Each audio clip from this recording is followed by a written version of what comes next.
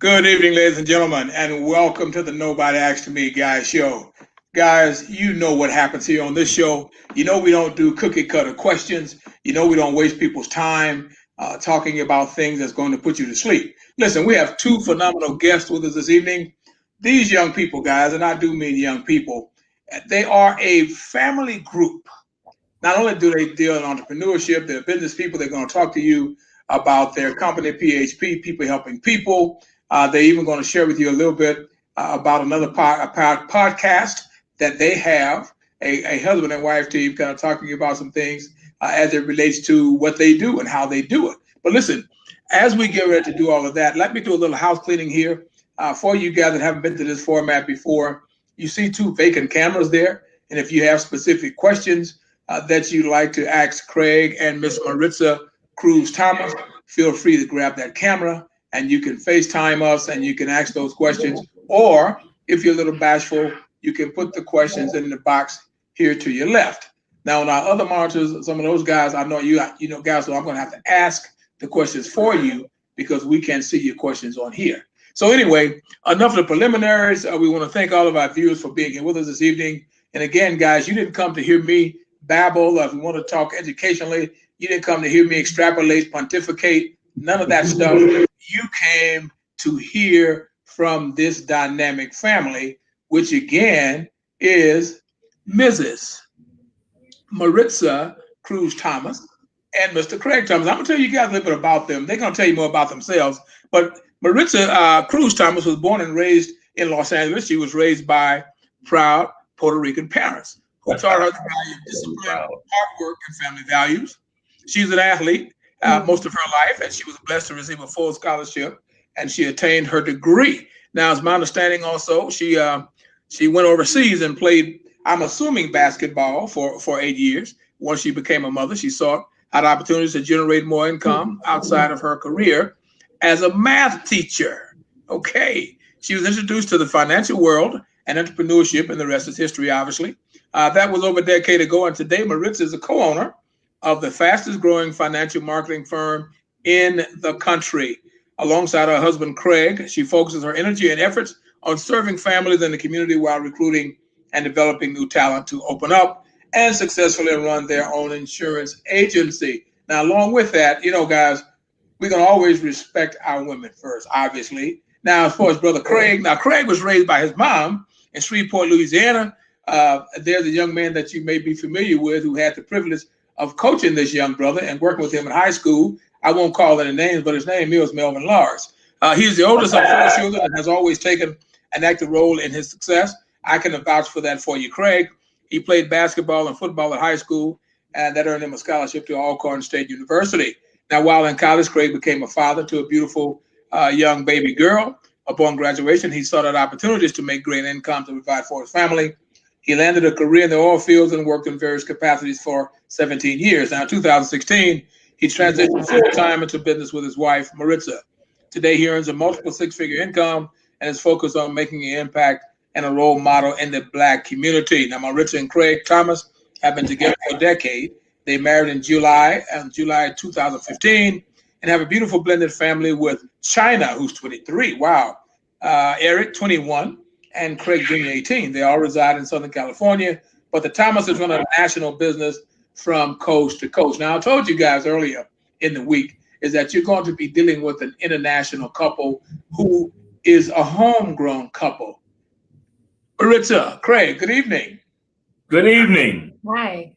Well, listen, Good evening. How you doing? hey guys, listen, I'm doing fabulous. It's fantastic to have you guys here with us. We know that you're going to talk to us about PHP and the whole nine. And, you know, we don't want to talk you to death because, as I said, the people didn't come to hear me, they came to hear you. As we get started and jump into this process, is there anything else that you guys might like to share as far as your resumes Yes. go? And by the way, I always call bios resumes. As far as your resumes go, before we start to dive right into PHP and what you guys do and how it operates and all of that kind of thing. Yes, Coach. You forgot. I guess you forgot to put in there that I was a professional athlete. Also, she likes to throw in my face that she was the only professional athlete in the family. So I think she forgot that out of the. Well, hey, let's make sure we get that out. I didn't forget because I don't like to lie. I'm not gonna make up stuff on the bio. She like to say, yeah, hey, coach. She tried to one up me. You know, she said I was a professional athlete. She was, I wasn't. So you know, I got to roll with it. Hey, life goes on.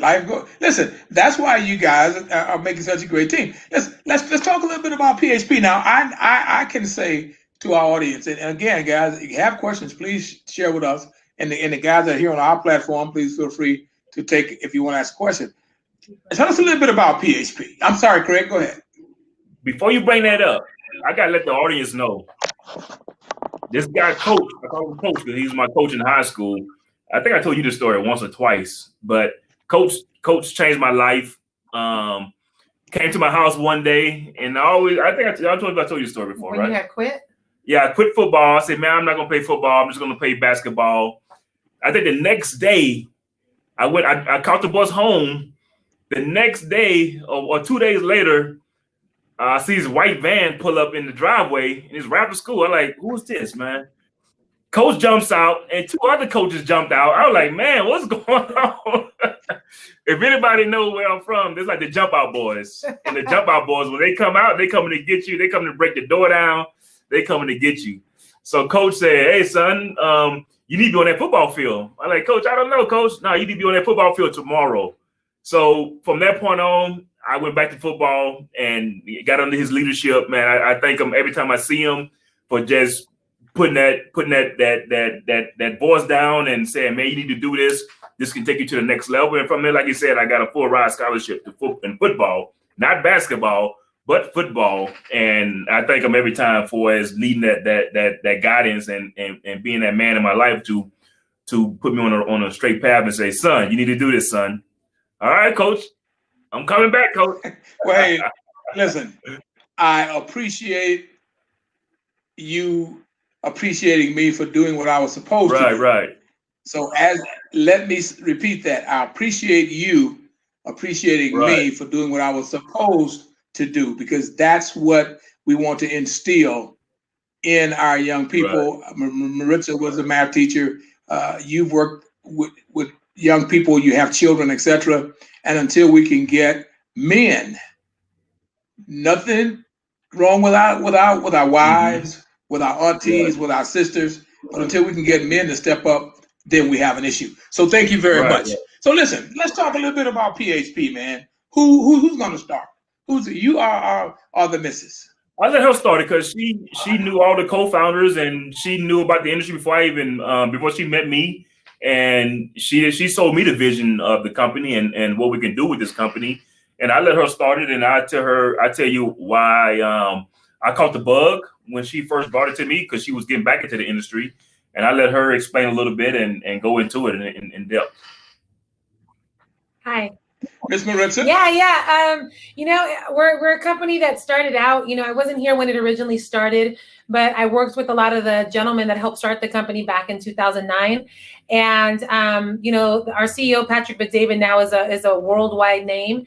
And his whole goal was to build a company, to make history in the industry, to make it bigger and better for the consumer, to offer the consumer more on an honest, everyday level, and to really be able to protect families and also give everyday people like Craig and I an opportunity to become great in our lives financially. Because at the end of the day, we both, I can say I had a great childhood. I had a fairy tale childhood raised by amazing parents. And I grew up and I pretty much done everything I set out to do. I accomplished things that were important to me as a kid, and then as a teenager, and then obviously as an adult. But then around 27, 28 years old, I hung up the cleats as a softball player, and I hung up the basketball sneakers as a basketball player. And it was time to get serious about life. And then you get into the real world and you're nobody. You're just a regular person making money, trying to make ends meet, living check to check, trying to figure life out. And there's no more glory days. Everything's about just, living to survive almost. You don't want to look at it that way. But a lot of people today in America live to survive. And they can squeeze out a little money for fun. They do. But you miss the days when you lived with mom and dad and you didn't have to pay for anything, and your whole life was being a star and getting written up in the newspaper. If you were an athlete, maybe it was something other talent that you have that you thrived on, but when you get older, reality hits. And so when Patrick started the company, he wanted to give ordinary people an opportunity to become extraordinary, not only in their own families' lives, which we came up with the name for our organization is the Rock Financial, stands for the Rise of a Champion, because we want to bring out that inner champion in people again that allowed them to dream when they were kids, allowed them to feel that they can do anything and maybe got beat up by life. And we want our organization to stand for rising up again and being the hero to your family financially, then being the hero to your extended family, like your parents, your siblings, your nieces, your nephews, and eventually being a hero to your community by being able to bring back things that are missing in your community. A lot of Black and brown communities are missing a lot of resources, and there's a lack of money in those communities.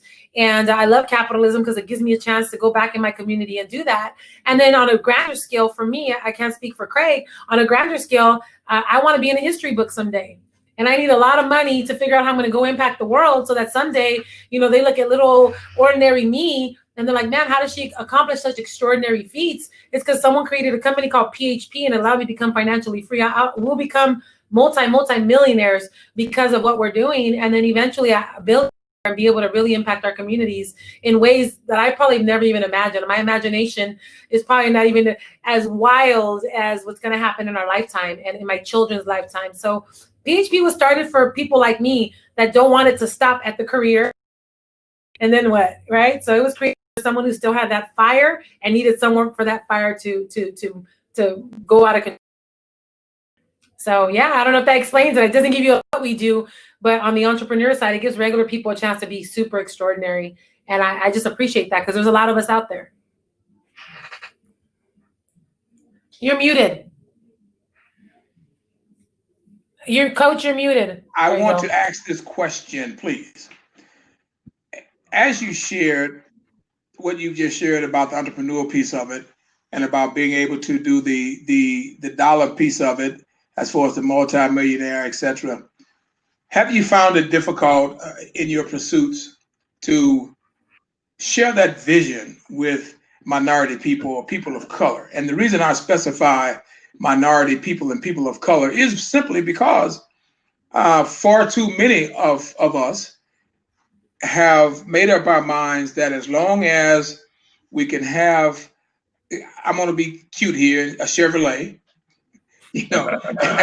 as long as we, have food in the fridge, as long as we can hang an address number on maybe just standard housing, not substandard, but standard housing, then we have pretty much accomplished what America has to offer us. Have you encountered much of that or anything similar to that when you've tried to open people's eyes about really becoming financially secure, really leaving a legacy, really being able to touch the community with more than conversation? I know that's a lot of questions. No, I think that's a good question for us. Because when I met her, I think it's echo on his side. Oh, okay. When I met her, it was just that. Also, for me, not the exact same thing, but because when I even though I was working in the oil field and was making what most people would consider good money, 6 figures, and my whole thing was always growing a business, right? So I had 3 trucking companies, so I always was looking to own something of my own. And when I met her, I was growing my 3rd trucking company, and I always was looking to have something of my own. And then when I met her, she was just getting over cancer, so she got out of the insurance industry for about 4 or 5 years, and then it hit her again in 2014, 15. And the 14. In the 14, going into 15. But the whole time that she was like, man, I gotta do this for my parents. I gotta retire my parents. I gotta do this. I gotta do that. And I'm looking at her. I'm like, what you mean? You know what I mean? At that point, she wasn't in the insurance industry anymore. And we started like a little business together. And she started a nonprofit just to pass time because she said she was waiting on the Lord. So I said, hey, the Lord got to tell you something quick because he's when the Lord is going to speak. You know what I mean? So 4 years. I mean, I tell him you don't like it. I ain't gonna listen to you. So if you want me to do something, I said, Lord, I told you to do that yet, because Yeah. you gotta know you got we got a small business, and but her vision was, I gotta retire my parents. I gotta do this for my parents. I gotta do this. And I'm looking at her like, man, what you mean? Where you get this from? You know what I mean? And I didn't really get it for as what you were saying. You know, I was living, I would say comfortable, but I always wanted more. That's why I was growing my trucking company. And to hear somebody speak, say, man, I gotta get back. I gotta get back. I gotta do this for my parents. I gotta do this. I gotta do that. And you know, in our community, if we don't make it to the league, or if we don't, we're not doing something with entertainment, that's not even in our head to even take it to that next level. You know, even when I got out of college, I think I tried out for a couple combines. Why you laugh? Because that don't make you a pro. That just means you tried out. I tried out for a couple combines and didn't make it. So at that point, I was like, oh, well, there go buy my mama a house, buy my mama her wherever dream car she want. So those dreams just got pushed to the side. I say, well, I guess the biggest I could do for my mom now is just not be a burden on her, you know, and not going and asking for stuff. So that was my biggest thing I could do for my mom at that point. Until I met her, she's like, man, we got to do this. We got to do that. I said, okay, where you get this vision from? And until when I got into the company, that's where you hear the language of the whole company, man. We got to go back and do this for our parents.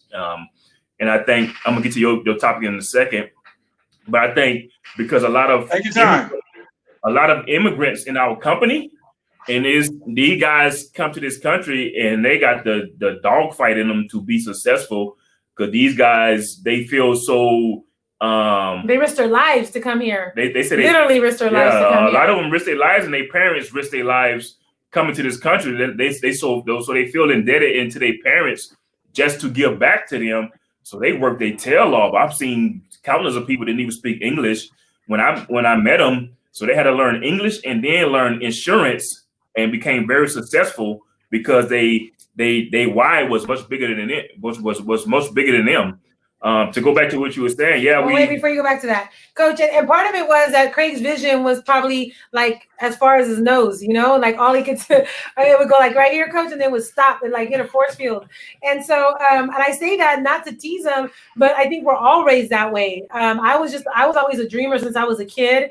And people would ask me, what are you going to be when you grow up? And I'm saying, I'm going to be rich. And they're like, yeah, doing what? I'm like, it don't even matter. I'm just going to be rich. And I'm going to be in history books. And then one day I had to choose a career. So I was like, okay, I'm going to be an attorney, you know, because I just like the fact that I'm in charge and I get to argue with people and win. There's a victory. So there's like a progression for me. And when I met him, you know, I had decided not to go into that career and get into this space. And when I met him and I would talk to him about that, he had never been around anyone that talked about that. And so to him, I was just I was kind of a crazy woman he met. Like, what is wrong with this girl? What is she on? You know, and I would get me so mad. Like, I can't believe you don't even think about your mother. You know, she raised 4 kids by herself. She went through a lot, and you're not thinking about buying her a house. I'm gonna buy your mom a house, you know, and it would get me pissed. Like, my parents didn't struggle because at least they had each other. They struggled, but a different kind of struggle. And so it would upset me, but I had to realize he just wasn't in the environment. So he hadn't been exposed to it, where I always thought that way. And a lot of times we meet people and it's just they're a product of their environment. You know, if you're around someone who's always told they can do anything they set their mind to, they come here and they're like, man, I could do this too. But if they've always been told they're nothing and they can do nothing, and in our communities and media and television always cast, you know, people of color in a different light, in a not a positive light, then it's hard for people to even have their own self-esteem to think they can accomplish something so big. So once he bought into that, like when I told him he could become free, I always get emotional when I share it. Like, I remember him asking me, like, man, someone like me, where I grew up, metal detectors in my schools, you're telling me like I can be free and never worry about money again? I'm like, of course you can. Like, what are you talking about? And he just didn't believe that. So to come from, not coming from my boyfriend at the time, to not believe that he could become free was like, man, like that just hurt my heart. Because immigrants come here and they believe it immediately. They believe they're going to be millionaires. And we're born and raised here with all the papers we need to go walk in and out as we please. And we're given so many luxuries as Americans, and we're complacent and settle and don't ever think about what's past our nose. And I'm just so grateful I was exposed to something bigger at a very young age. I was a single mom when I got into this industry. My son was only 4, now he's 21. And so I was able to see past my nose, and a lot of people aren't. So yeah, I'll let my husband take over in the regards to our people, because man, our people need to let someone guide them to see past their nose. If they're open and they're sick and tired of being where they're at in life, it's very easy conversation. If they, like we talked about this the other day, if they have the fake, the funk life, you know, the He described it. the nice cars in the driveway. I live in a better zip code than I grew up in, and I drive a Mercedes, even though I have no money in the bank, and I got a Chanel purse, but I got no money in the bank. My lights about to get cut off. Those people are hard, and I'm not looking to convince people that have sold themselves on a lie. I want to meet the guy that's been broken down, because a lot of people of color have been broken down, but they've looked in the mirror and said, I can change this, and they're just looking for me. They're looking for Craig. Those people are very easy. They don't have a color, but I like to focus on our people. I like to focus on our people because together we're so powerful. We're so powerful. With money, we're even more powerful. We can make so much change. I don't need you to know my name. I just need when I walk in, you to know that I have deeper pockets than you do, and I can make it happen. That's all I care about. Because if I have deep pockets, I can make something happen like this. So that is my aim in life, where my checkbook can cut a check for whatever my community needs. That's powerful. Yeah, I think for she said a mouthful. You see how passionate she is about this, huh? Most definitely. Very, very, very passionate about it. And yeah, so back to your question. Yeah, it is. I think it's especially this type of industry. I think is if it's something that's they see in the I guess on the news that's fun or whatever. Just like let's compare real estate to this industry, right? People like real estate because it's a sexy industry. I flip houses, I sell houses, I buy and sell, I do this. So that's a sexy industry. And when it comes to this industry, and I tell people all the time my story, why I got into it and how I got into it, and I found out really quick why this industry is a well-kept secret. This industry is a well-kept secret because this is a very lucrative industry, and no matter what's going on with the economy, this industry is booming. It's not a I've been telling everybody right now in the last 2 months that I talked to in prospect wherever I meet them at, this is a recession-proof industry, hands down. I found that out in 2015 when I left the oil field, when they were laying off everybody. Thank God I didn't get fired, but it opened my eyes into it was kind of funny. She was getting back into the industry, and at that time the oil field was the bottom dropped out of the oil field 2015. They cut my salary, cut my bonus. My trucks got slow because my trucks was running frac sand over there in Texas and Louisiana, and so I saw both sides of my income go down. But I wasn't that type of person. Said, man, to tell you the truth, she brought this opportunity to me before, and I said, nah, that's not me. And I had my mind on growing my trucking company. You know what I mean? That was my way out of the 9 to 5, growing my trucking company. And tell them why it wasn't not you. Why it wasn't you. I didn't want to talk to nobody. Yeah, I like talking to people. I want to talk to people. I want to deal with them. I look at it now as being very selfish, right? I grow my trucking company. People ask me for a job because I got trucks to put on the road, so they come to me to get employment, and that was cool. And lo and behold, I had to come back to her in 2015 when she got into the industry, and I supported her all the way. I said, hey, Gabe, go for it, baby. I support you. I believe in life insurance. We need it. I just don't want to do it, you know. And I came back to her that summer, got my license in 2015, and from that point on, it was a grind to replace my income. In 2016, fired my boss and sold my trucks and got into it, and was from that point on, it was full time with her, and that's when I learned very quick. This is a recession-proof industry. No matter what the economy, we still booming, we still making money. So the economy is doing great. People are spending money with us. If the economy is doing bad, they coming to us to help them out, not lose money. Insurance, everything is still booming. Fear. They're driven by fear. Yeah. And I think one thing that he touched upon was, I'm always going to go left when Craig goes right. We talked about this is a very well kept hidden secret. You know, our parents at a very young age are taught even then that insurance companies, the white man, whatever you want to, my dad called it the white man, right? All the time. that they're just trying to steal our monies, and it's a hustle, it's a scam. You know, they're the only ones that get rich, and that's why they own a little bit of everything, right? And I remember I almost lost 10 years old. I had a 6-year-old brother, a 13-year-old brother, and a 14-year-old brother. I'm the third child in line. I'm the only girl. And I remember my dad had stage 4 cancer. Told me he had a 20% chance to live, and he probably isn't going to make it. Colon cancer back then, which is, you know, bad now. You can imagine how it was, you know, 30 years ago, 35 years ago. And so he lived. My father just had his 73rd birthday yesterday or 2 days ago? 2 days ago. 2 days ago, yeah. And amen to God. But he would have left my mom with nothing. My mom didn't speak English. My mom made bottles in a bottle factory. My mom had no education. All her family was on the East Coast. And 4 kids, no English. She would have either been left to hook up with the first Tom, Dick, or Harry who came around, who showed the opportunity to, I'll take in your children. Who knows what that would have been like for me as a girl, right? Or second, moving with the mother-in-law, and one of them would have ended up dead. That's for doggone sure. May my grandma rest in heaven, but she's crazy like my mother, right? Or the last 3, destitute, jumping from home to home, going to shelters because there's no money and there was no GoFundMe back then. And so even though my dad had a large family, that just would have put my mom in such a terrible predicament that back then $100,000 policy would have solved. Right. So first, they're taught wrong. They're lied to and said that they're brainwashed to believe that they're scam artists and hustlers. And then number 2 is today, these companies don't advertise at Laker games. Best team in the league, by the way. They don't advertise at Laker games. They don't advertise at Saints games. You know, I'll go with you guys with the Saints, right? They don't advertise at the Saints game. They don't advertise at Dodger games, best another team in the league, right? They don't advertise at those games. They don't advertise in any of those sports. You know where they advertise? The things that you and I tend not to watch. Now, I watch them, and I hate to generalize. So anyone watching, please don't take this as a stereotype. But when's the last time any of you bought 2 tickets to go watch a golf game? Or when's the last time any of you went to watch a tennis match?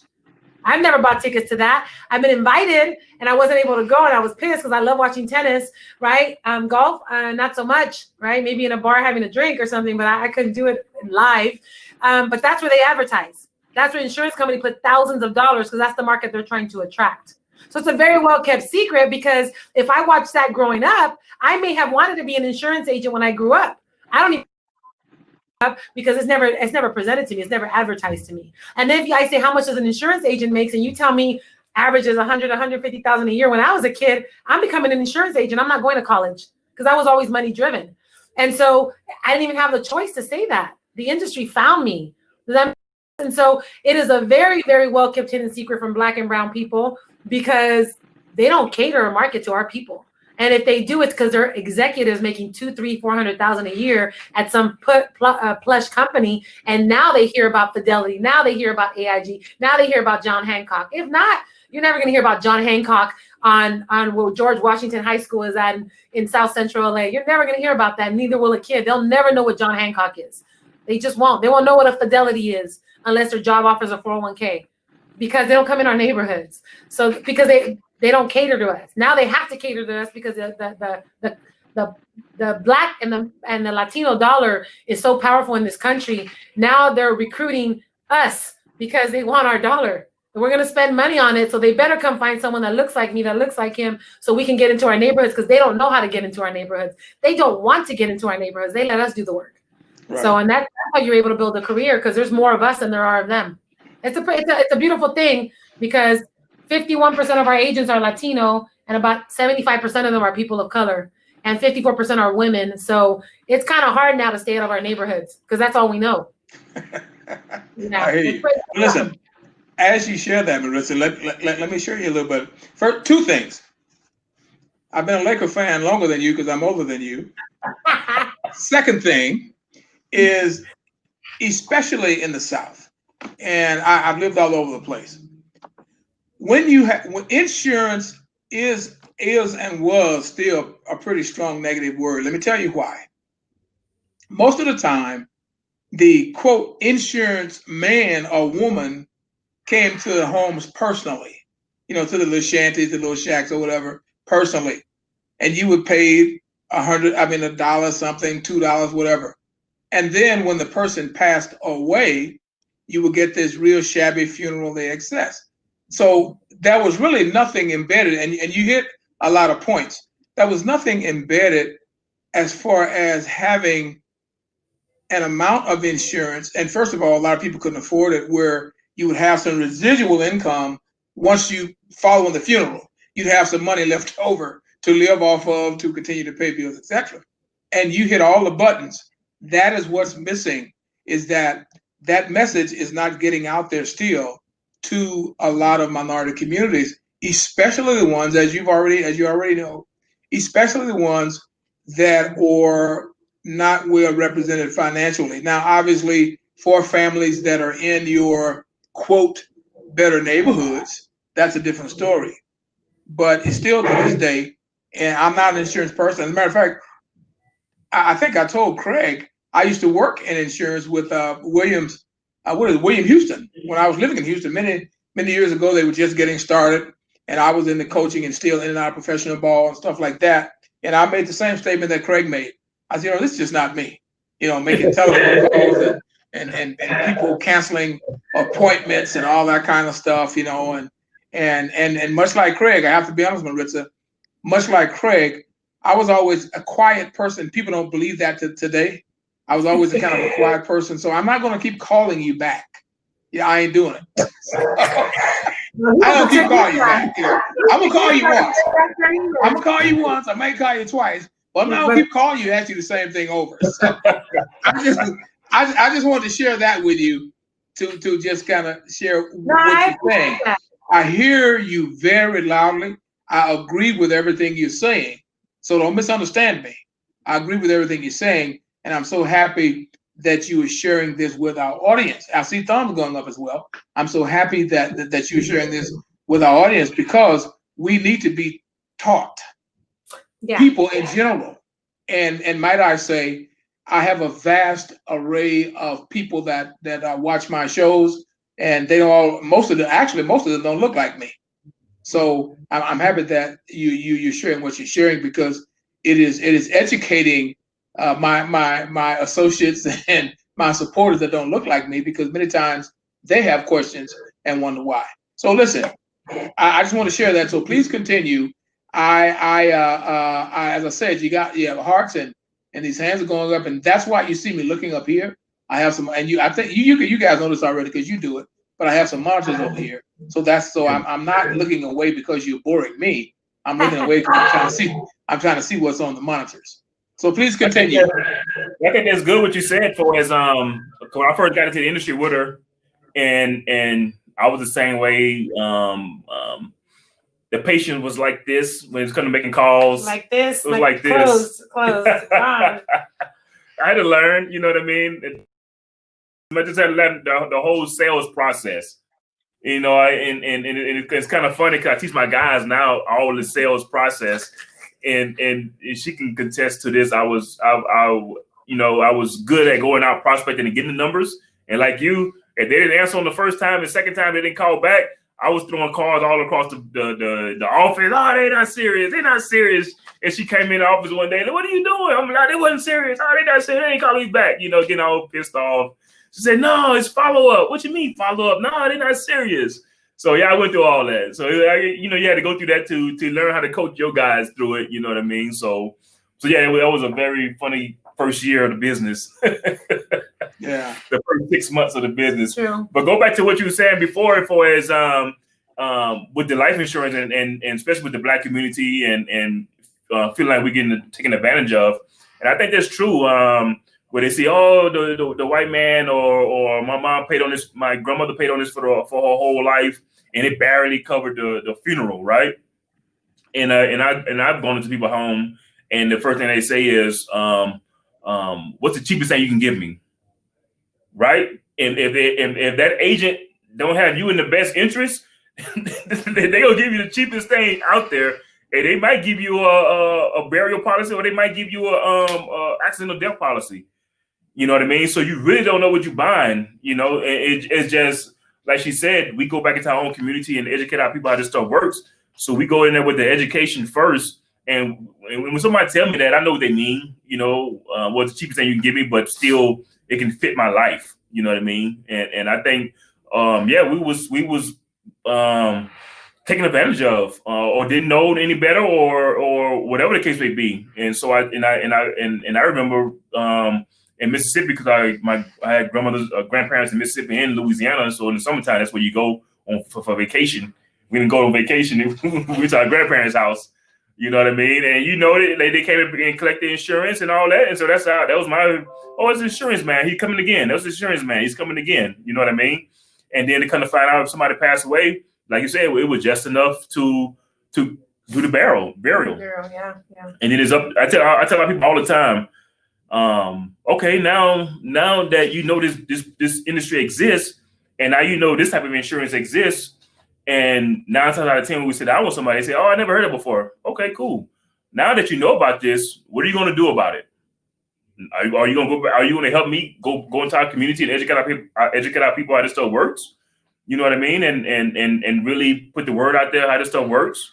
So now that they know, and this is informational age, and we can educate ourselves on this, or get back into our community and educate, so we can change that narrative around when it comes to not knowing how this stuff works. Yeah, I would say that. I will piggyback off of that. I think sometimes, I mean, I can think of, I have a 21-year-old, and anything he ever wants to know, he'll come to me with a list of things. I looked this up. This is what I found. We live in the information age today, right? It's very easy to Google what are all the different types of life insurance that exist, and go out there and start reading and start learning on your own. People put interest in in the things that they value.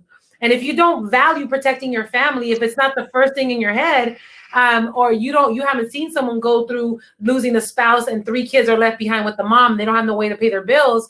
It may not be important to you because you've never gone through that kind of turmoil, and amen that you haven't, right? I didn't either. And if I had, I may have thought differently at a younger age about life insurance.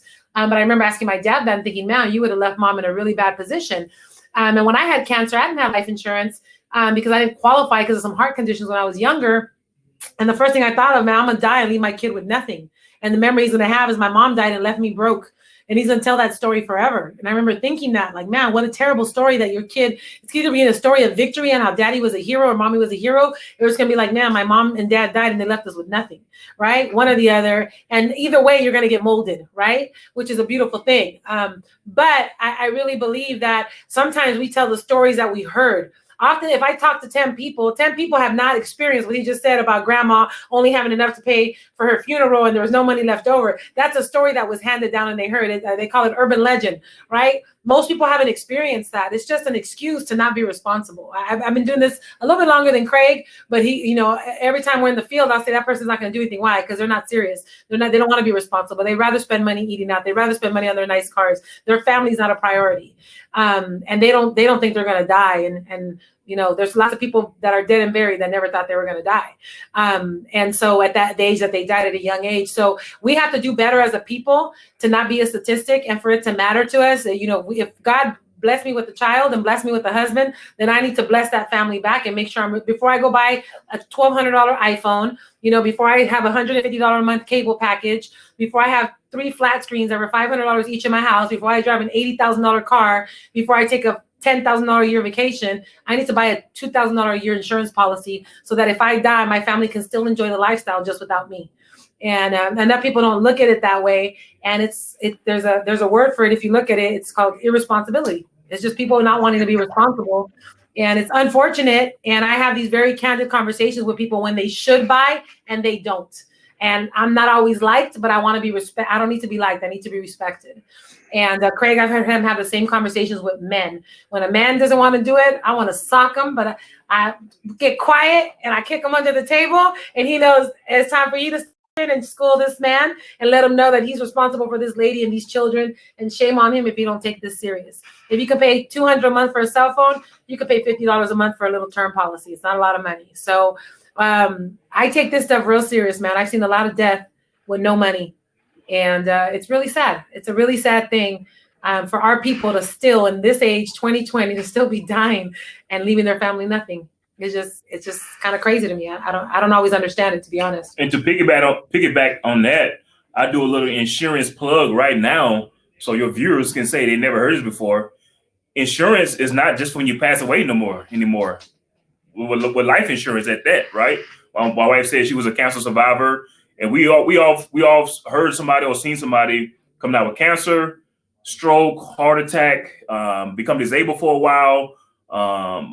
What else? Need long-term care or become go to a nursing home. You fall off a roof and get injured. I mean, there's so many of those things, yeah. right? But with the new life insurance now, and I tell people all the time, I show them a little 3-minute video, cartoon video. It's called Living Benefits, where with life insurance right now, if you don't pass away and you come down with any of those issues, they pay you a monthly income right now, or they give you a lump sum up front with regular life insurance, but it's a new type of life insurance. They call Living Benefits. So all your guests out there, look it up.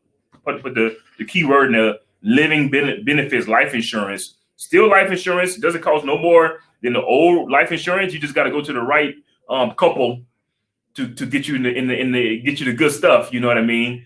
So which is the perfect segue. Which is the perfect segue as you're giving your pitch. No. Right. What's it like? I mean, what's it really like, without getting too personal, to be in business together as a husband and wife team? I mean, as I said, without getting too personal, as we get ready to close the show, what's it really like? Hey, put it like this, Coach. The first year she asked me to quit. Several times. Please, just go back to a job. I don't need you. I got this. She asked me to quit, Coach. Hey, when I got in it and I went all in, I was like, I'm all in. I gotta win. I gotta win for my family. And it was certain things that I was like, both was competitive, and I didn't know how to turn it off. Our company is very competitive too. Our CEO run is like a sports team. Like right now, they got a March Madness bracket. So the top brokers are in his March Madness bracket, and he make it at the end of that bracket. Whoever wins, you win some nice prizes. So we very competitive in the company, and with us, we had to learn our roles. He had to learn how to turn it off, Coach. He had to learn how to turn it off. He said it. He had to learn how to turn it off. And I don't mean, I'm all about business. This is what's going to be. Some people say you're obsessed. Our family says like, hey, you're obsessed. All you think about is money. And I tell them, you know what, when you have troubles 10 years from now and you have money troubles, you're going to be grateful that I was obsessed, because you're going to be able to call your sister and be like, hey, sis, hey, auntie, hey, daughter, right? My mom's not so much. My father over the top, like, doesn't get it, right? Love him to pieces. But I like obsessed because in order to become financially free, that's why only 2% of the world is free. You got to be a little bit obsessed about something. I want to be obsessed about becoming free. Other people are obsessed about Housewives of Atlanta. Other people are obsessed by, I don't know what. I'm obsessed about becoming free. And Craig didn't know how to turn it off, not even for an hour. If we didn't have a good month, I had to deal with that face, not happy, not the smiling one, the very serious Southern, don't talk to nobody. And he had to learn how to separate the two a little bit. And the rule of thumb we have now is we're business partners first. So we can have a terrible fight at the house. We don't fight a lot, to be honest, but we can have a really, really bad fight. Rarely happens. But if we do, you come to the office, you would never know it. We hey, can you do this? We talk to each other like you would never know. Or we'll keep our space. I'll be in another room the whole time. But we still run it like a business. I'm the CEO and he's the COO, maybe a CFO. I don't know what you are, but I'm in charge, right? And we run it like business partners first. So we don't make a lot of emotional decisions in our business because we're mad at each other. We even talked about, God forbid, something went down. We don't ever bring up the D word. But if we did that ever, God forbid, that ever went down the road, everything's 50-50, man, because we were business partners. We built this together as a couple, but we both put a lot of sweat into it. So we've always treated it like a business. But then I had to remind him, like, when I'm your wife and I'm telling you I need you to be my husband, you better learn how to turn it off quick, or we'll talk more about that D word, And he woke up very quickly, and we don't really go through that anymore. Craig has a really good balance. He works, 23 and a half hours a day, and I might get 30 minutes a day of him. But I'll take it. We're together all day. So we need a little space sometimes. And he lets me be me and I let him be him.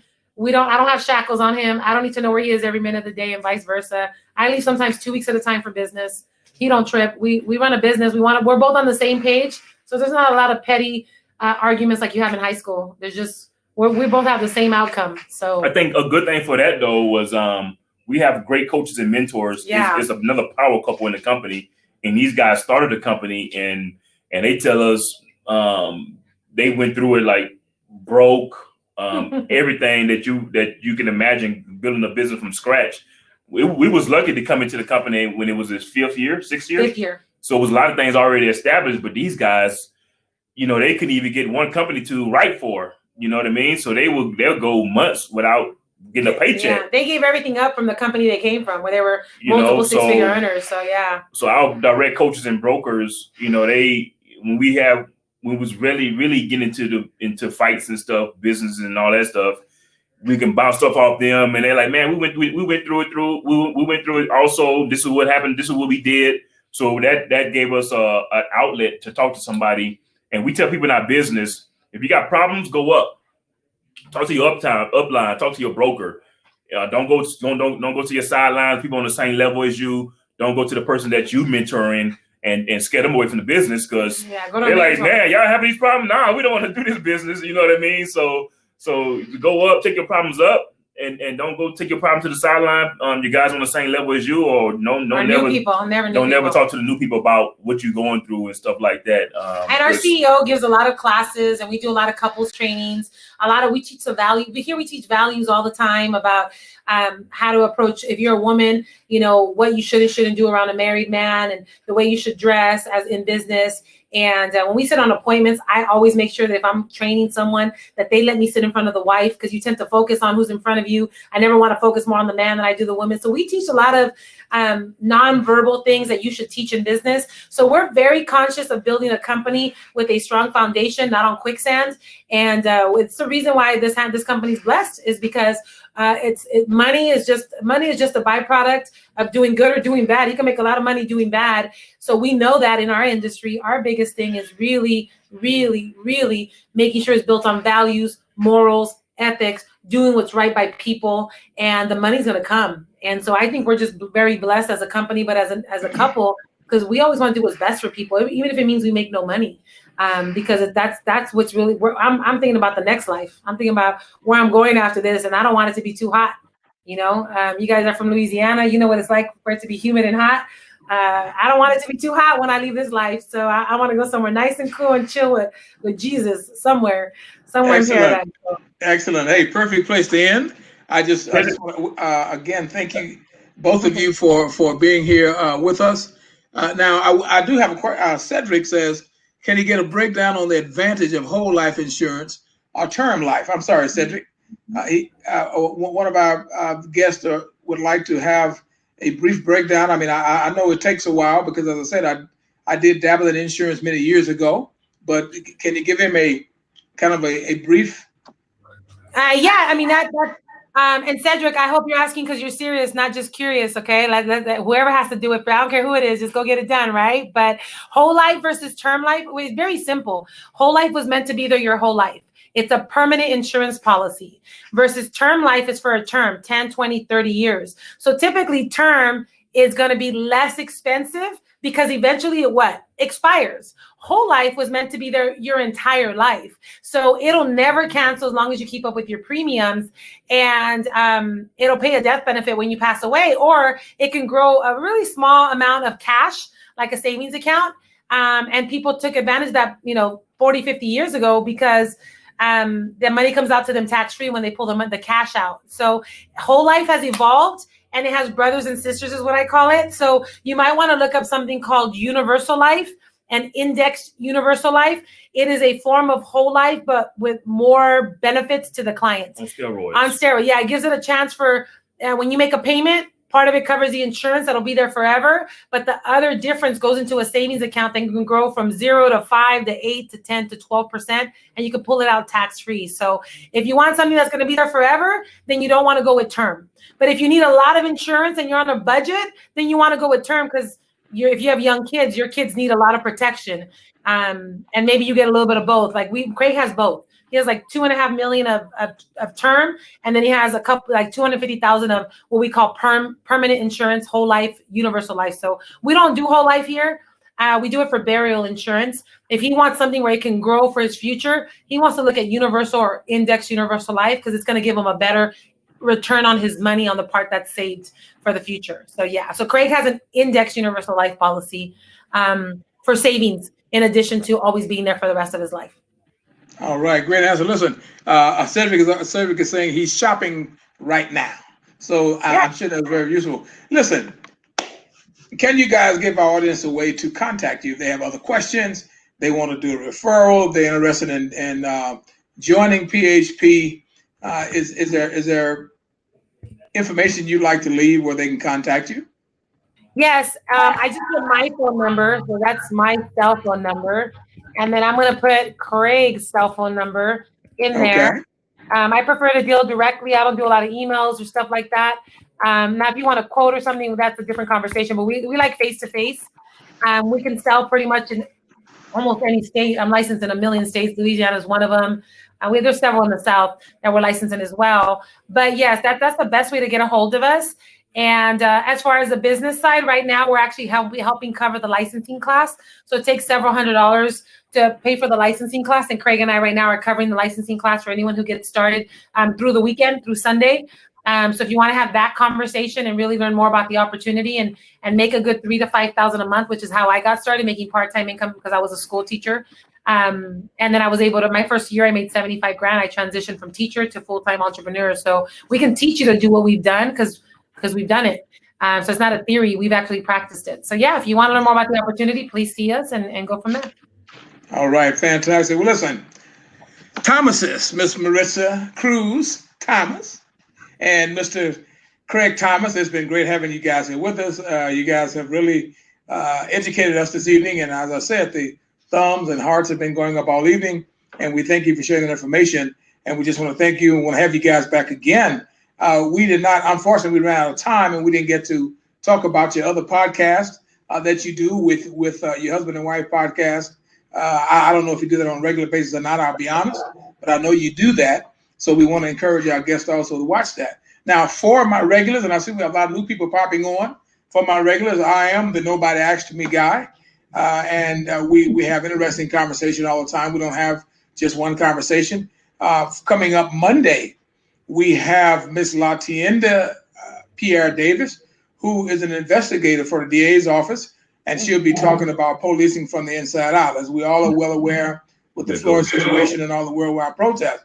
Then Friday, we will have Roland Harper, who's an ex-NFL Chicago Bear, was a main blocker for Walter Payton, etc. It'll be, we'll have him. We'll have Byron Lyons, who's a administrator in East Cleveland. And we have another dad that's, I'm waiting on his confirmation with it being Dad's Month. And we're going to be talking to our dads about the quite honestly, the joys and some of the sadness about being dads. And the following week, we are doing a Hall of Fame special. We have Fred Dean, formerly of the San Francisco 49ers and the San Diego Chargers. And we also have Willie Roaf, formerly of the Kansas City Chiefs and the New Orleans Saints. And they'll be here talking about being dads and fathers as well. And for Miss Maritza, I will send you a special note. Venus and Serena Williams happen to be personal friends of my family and I. We are trying to arrange a time to get them on the show. And I know that you said that you are a tennis buff, so we'll be sure to notify you. So guys, listen, for our listening audience, again, we always are grateful when you come to listen to the Nobody Asked Me Guy show. So we ask you to make a mental note and follow our advertisement. We also ask you to go to our YouTube channel and make sure you subscribe. You'll see a lot of stuff there with me. You'll see Melvin Lars. You'll see Melvin Lars Uploads. You'll see Melvin Lars channel, and subscribe to our channel.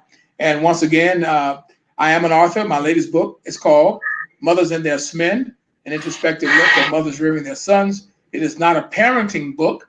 It is simply a book that opens up a discussion about moms and sons, etc. And we encourage you guys to go to Barnes & Noble, or you can contact me at the Nobody Asked Me Guy show at gmail.com for that copy. So again, much thanks to our guests. Much thanks to our on-site viewers this evening. Pat, oh man, one of your teammates here. Pat Stewart is here with you, Craig, one of your former teammates. Yeah, go Braves, go Braves, yeah. All-call Braves. Yes, man, yes, sir. And I just want to say thank you. Thank you for being an influence in his life. He always speaks well of you. And between him and between his mama and between you, I appreciate all the work you put into him, because like I snagged him up. Very grateful to have him as a husband and just a good man and a good friend. So thank you so much for that. Fantastic. Now that's the way to end.